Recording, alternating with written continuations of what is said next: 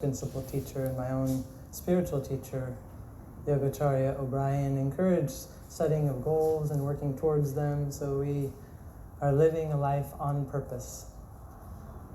And also, I think if we begin to notice and pay attention, we can see that there's a larger plan for life that includes the supportive influences of everything coming to its highest expression or highest evolution. You know, the little seedling of the acorn becoming this great and giant, beautiful oak tree that provides shelter and nourishment for so many beings, including ourselves, just this morning. And then there's the old, at least this is the place I found it attributed to, the old Yiddish saying. It says, "Man plans, God laughs." It said that maybe this came from an inspiration from Psalms 33:10. The Lord brings the counsel of the nations to nothing. The Lord brings the counsel of nations to nothing. God frustrates the plans of the peoples. And I don't think about it as, of course, that one reality as some cosmic person trying to frustrate it, but I think there's a part of, being on purpose in life and then being open to this larger plan in life that we can be and experience. So I was looking at this meanings of the word. I sometimes do this when I offer a message. So return, it's a prefix re and turn, the word put together. So re is a prefix occurring originally in Latin, and it was used to mean again, again and again, and to indicate repetition with the meaning of back or backwards or turning, a withdrawal, a motion, a regeneration.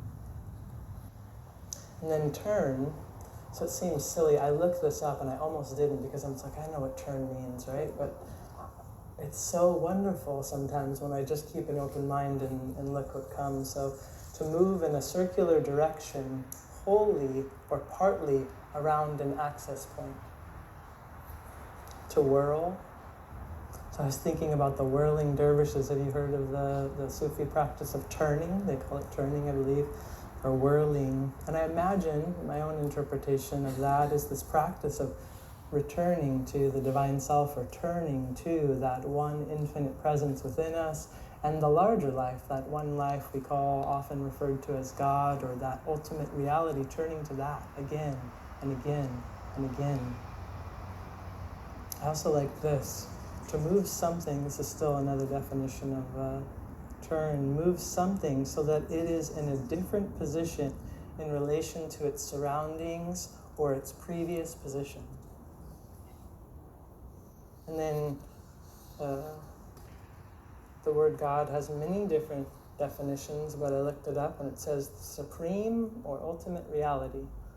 I think Yogacharya O'Brien's spiritual teacher would appreciate that it's a dictionary definition. Another one, the being, or I would say principle or reality, perfect in power, wisdom, and goodness. So this is what I'm referring to when I mention that. I found a wonderful inspiration from commentary from Paramahansa Yogananda in his Gita. He says, all manifestations and activities in creation are the Lord's cosmic yoga. And he, or that, is the singularity that evolves as these multi-expressions that unifies them in one cosmic consciousness in his eternal being. The devotee, or spiritual seeker, who recognizes this immanence of God, who follows the prescribed yogic steps to attain full realization of divinity, understands how the one became individualized and active in the many, and how, in a scientific way, that descension of cosmic consciousness may be reversed in oneself into ascension or reunion with spirit, returning. He goes on to say, such a yogi, that's us, ever devotedly realizing God in duality as well as in unity. So in all of creation and as that one ultimate reality beyond.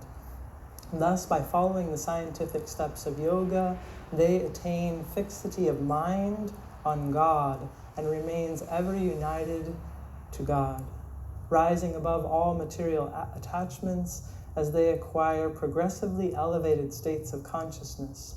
They work for God through love and service to all beings, knowing that in them the Lord is manifested.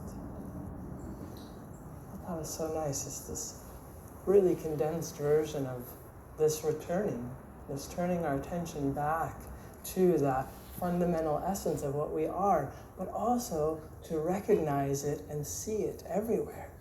So that turning our attention away from dividing and separating and, oh, this isn't right and that isn't right and y'all aren't acting right, and recognizing, seeing the truth that lies underneath it, the support, the true ground of everybody's existence and being.